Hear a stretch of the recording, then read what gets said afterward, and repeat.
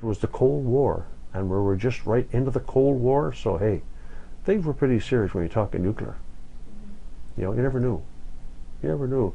And the other thing was always in my mind when I got married, I might have to come in here and never see my wife again, or see my young baby boy, because you would have to report for duty. If there was a threat, you might never see them again. They'd be ashes. It was in your mind. It had to be, because that was the way things were put to you then. The Cold War was on, and the nuclear was very, you know, it was up front.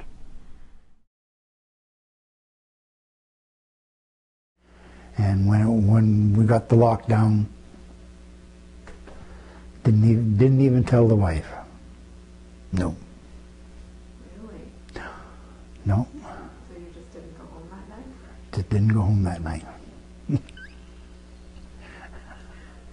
When it was lifted, after it was over and done with, phoned the wife right away, of course, but I wasn't alone. All the other people that were married were in the same boat.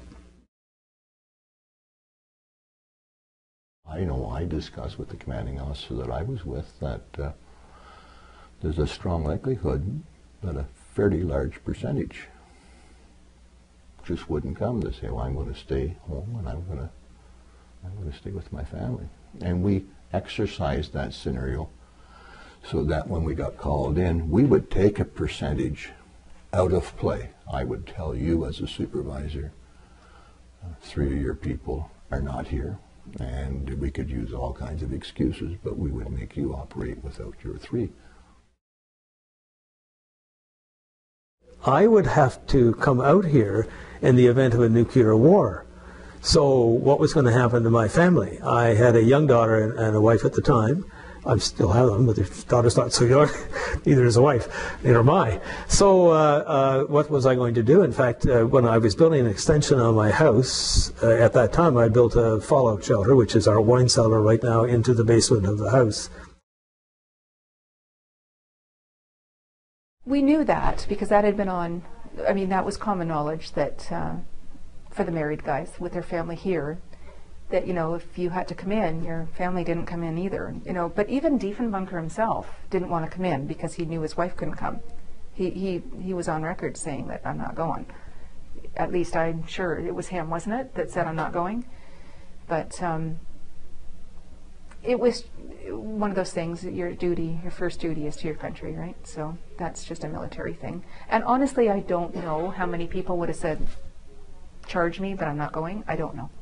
I mean, if the Prime Minister can say that, you know, I don't know how many of the military guys would have said, I'd rather fry out here with my wife and kids than be down there and come out and they're gone, you know. I don't know, yeah. That was a bit of a shock to the system. I knew I couldn't, but at the same time, when I accepted the job, I knew that would be the situation. That was all explained to us. We were here to do the job that we had to do, that we were expected to do, and we were told if we were called in, we had to come in. We're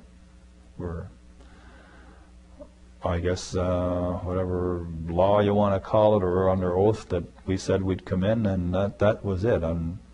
I would have had to come in. You'd have to have preparations made for your family before you come in with you know, some of your own relations or something.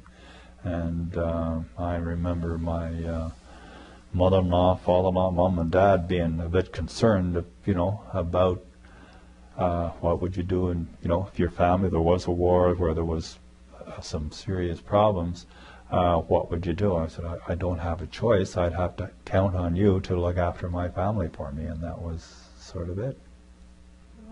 Yeah. Early on, I guess my wife was fortunate because her family was here.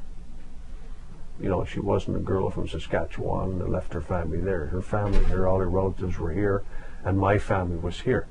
But she had worries, of course she did. Because she never knew when she kissed me goodbye. That'd be the last time. You just didn't know back then about what was going to happen in your life.